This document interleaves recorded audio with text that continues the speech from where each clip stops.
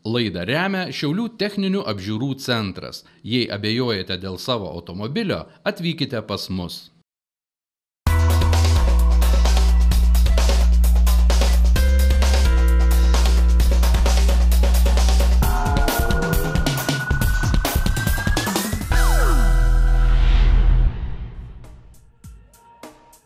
Sveiki!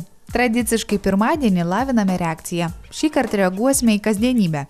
Esame taip prie visko pripratę, kad nieko nebesistebime, o ir iš šalies savęs nematome. Todėl nutarėme trumpam stabtelti ir pastebėti keletą detalių. Tam pasitelkėme lietuviškai kasdienybei jautrią akį – užsieniečius. Kalbėsime su Europos savanorių tarnybos savanoriais, kurie dirba Didždvario gimnazijos radijo klube. Taigi pirmiausia, kokie mes – lietuviai. Here it's more, seems from my point of view, more calm, but maybe because it's a small town, it's maybe we can't talk. Čia žmonės atrodo daug ramesni. Gal tam įtakos turi tai, kad Šiauliai mažas miestas. Manau, teisingiau būtų su italais jūs lyginti didmiestyje, tokiame kaip Vilnius. Jei lygintume lietuvius su latviais, estais, šiauriečiais kaip norvegai, tai lietuviai daugiau šypsosi. Aš gerai tarp jūsų jaučiuosi, nebuvo kilę jokių problemų. But it's just stereotypes. I feel good with Lithuanian persons, so never had different problems. So Lithuanian people are more calm than Armenian people. Armenian people are very hot and very movie and very active, and Lithuanian are more calm. You even when you're looking at Lithuanian person, you don't know what he feels or he or she feels. Lietuviai yra daug ramesni ir tylesni nei armėnai. Armėnai labai veiklūs, aktyvūs. Žiūrint į lietuvį neturi nei menkiausio supratimo, kaip jis jaučiasi ir ką galvoja. Sunku nuspėti jo reakciją. Priešingai pas mus. Viskas parašyta ant kaktos, kiekviena emocija. Tuo esame tikrai skirtingi. Ta, manau, turi įtakos oras, prasta geografinė padėtis, ji nekaip atsispindi asmenybėse kasdieninėme gyvenime. Tačiau man patinka, kaip čia žmonės dirba. Gimnazijoje matau, kaip mokytojai dirba, kaip radijo klube žmonės sukasi. Man atrodo, kad lietuviai labai atviri, šilti. Štai ir čia mokytojų ir moksleivių tarpusavio santykiai itin draugiški. And teachers with students, I like their relations. They are not more like teacher and student relations, but more friendly, and that makes their job very better, I think. Tokie mes lietuviai, atšiaurūs, tačiau šilti. Ir kaip sako svečiai, linkę padėti, nors ne visi dar mokame angliškai. When I was in the local market, maybe I didn't speak Lithuanian. Kai apsipirkinėjau, reikėjo pagalbos. Paprašytas žmogus nekalbėjo angliškai, tačiau mokėjo rusų kalbą. Bet tai nedidelė problema. Normalu, jūs lietuviai kalbate lietuviškai. Čia aš turiu susitvarkyti su iškilusią problemą. Manau, jei esi svetimoje šalyje, turi išmokti vietovardžius, produktų pavadinimus. Ne šalis turi dėl tavęs keistis, o tu pats turi prisitaikyti.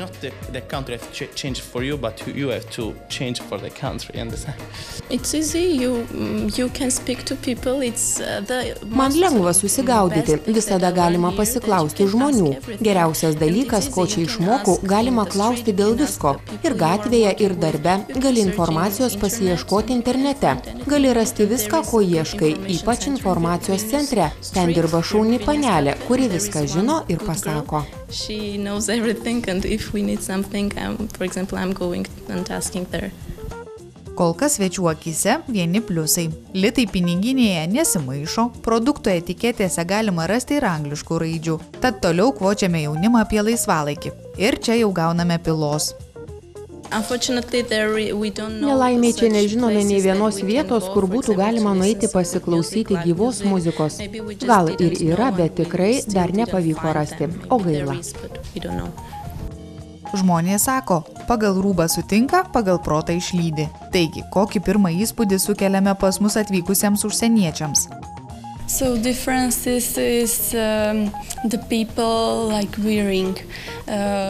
Kalbant apie aprangą, Slovakija kalnuota šalis. Pas mus žmonės rengiasi sportiškai. Čia ryškus skirtumas, visi labiau elegantiški. Sportive jackets, and this is very different because here is like suit and it's very different. When you look at Lithuanian girls, oh my God, they are all very beautiful and very good dressed up. Kai žiūri lietuvaitės, dieve, jos visos labai gražios, puikiai apsirengusios, bet vyrai ne. Keista, sunku sunku įsivaizduoti, kodėl, tačiau kai eini į parduotuvę, prekybos centrą, supranti kodėl, nes visos parduotuvės yra merginoms. Šiaip Šiauliuose nedaug vardinių parduotuvių, kuriuose norėčiau apsipirkti, tačiau nuvykstu į Vilnių, ten gali rasti, ko nori.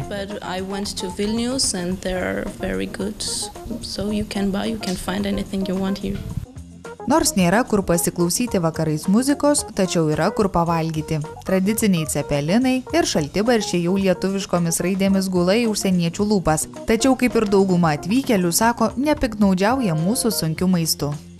But I think it's more kitchen for the winter, for the autumn, because it's more heavy. Manau, maistas čia šaltiems orams. Rudenį, žiemai, kad žmonėms užtektų jėgų. Maistas skanus, nors ir labai skiriasi nuo itališko. Man geras, nes yra skirtingas nuo įprasto. Good because it's new, it's different. I think all is new, all if different culture can be something rich for you.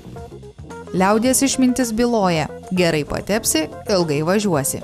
Tačiau ne apie lašinius dabar, o apie transportą, viešąjį.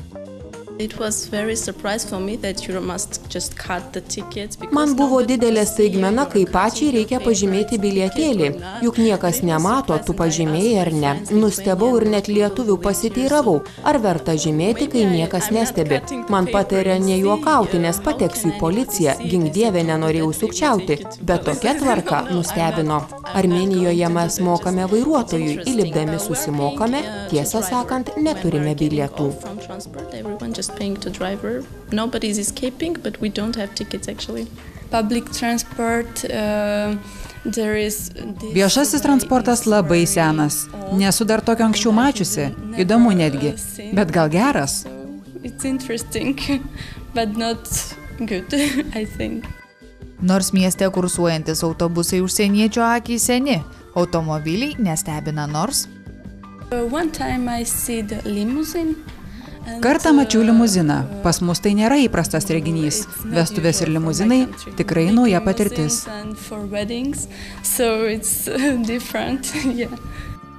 Kontrastų šalis. Rodos beviltiškai pasenęs autobusų parkas, o štai akis bado prabangą atviskantis limuzinai. Neįprasti ir kiti vestuviniai papročiai. Deja, šiems lietuviškos prigimties negalėtume suteikti.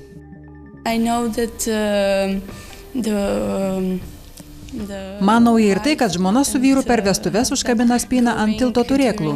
Įdomu, aš netgi tai nufotografavau. Nors tiesą sakant, tai mačiau Vilniuje, ne Šiauliuose.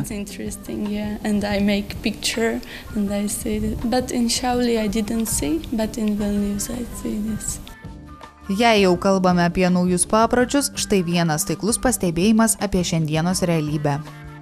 I noticed that here the major part of the students want to go to abroad to study. Pastebėjau, kad didžioji dalis jaunų žmonių nori studijuoti užsienyje. Kodėl? Dauguma dėl esą geresnės studijų kokybės, pavyzdžiui, Vokietijoje, Didžiojoje Britanijoje, Prancūzijoje. Mokėti čia ir negauti norimos kokybės, geriau vykti užsienin. Žinoma, priklausomai dar nuo pasirinktos studijų krypties. Man rodos, kad jaunų žmonės dar vilioja darbo galimybės. Europa gali pasiūlyti platesnės pasirinkimo galimybės. Money they can study abroad, but I think it depends also what you will study. But from my point of view, I think they go also abroad for the work. I mean, they think that going to West Europe they can find more work. Kągi, šį kartą reakcijoje tiek. Linkime plačių galimybių ir nebūtinai išvykus užsienin. Kartais smagu į save pažvelgti iš šono, padaryti išvadas ir judėti į priekį. To ir linkime. Iki.